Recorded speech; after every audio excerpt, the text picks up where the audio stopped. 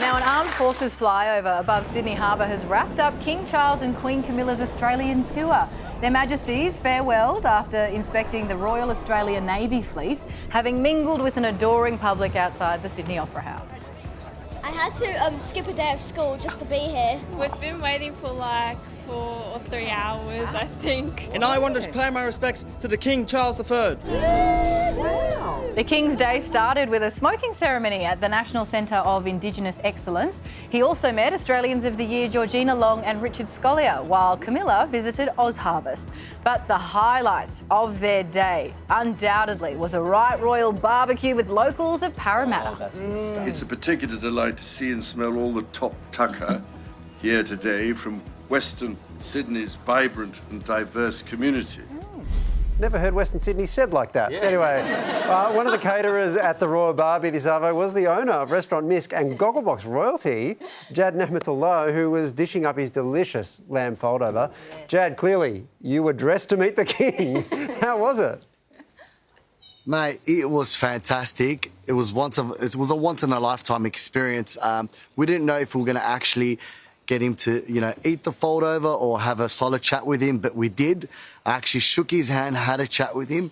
I actually then complimented him on how nice his suit was. I said, "Oh, nice suit," and he cracked up laughing. And then he said, "Why? I'm glad." He goes, "Why? I'm glad you noticed." And I said, "Of course I noticed." And he said, "Yours ain't too bad." And then, dead set.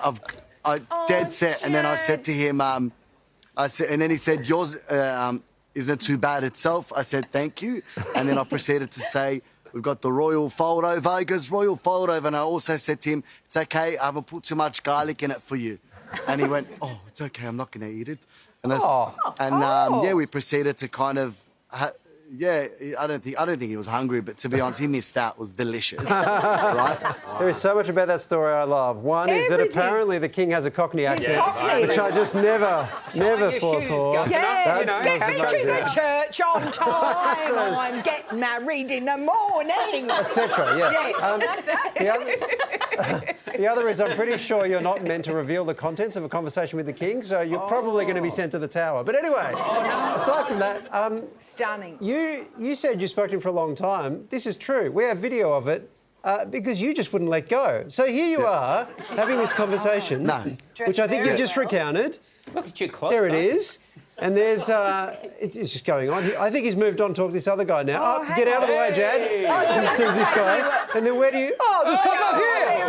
Have another go. We spoke to him once for the longest time, you say. So, well, is this how? Yeah. I wasn't going to let him get by very easily. I wanted to make sure that he had heard what I wanted to say in the team as well. So I was kind of, pulled back by an associate, Nick, and he's like, "Come on, we got to go to the other side." And I got his attention again, and we continued our discussion. And I think he appreciated it, but we also appreciate it. Hey, Jad, we need your professional opinion as a foodie. Oh, yeah. Of course. So earlier in the talk to show, us. we were talking about, how on the menu for the king they put Anzac cookies and it should be Anzac biscuits. Cookies? Yeah, they said cookies. Absolutely. What's your take, Jad?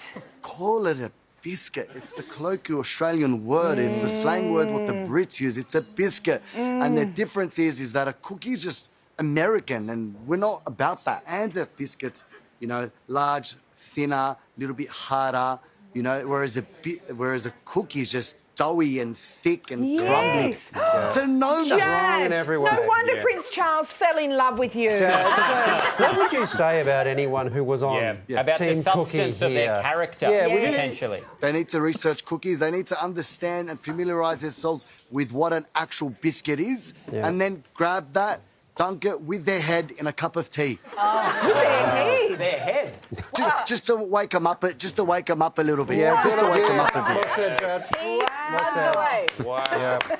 All right, Jad, you've been of tremendous service. Thank you very much for your time. Thank you so much. I appreciate your time. It was fun as always.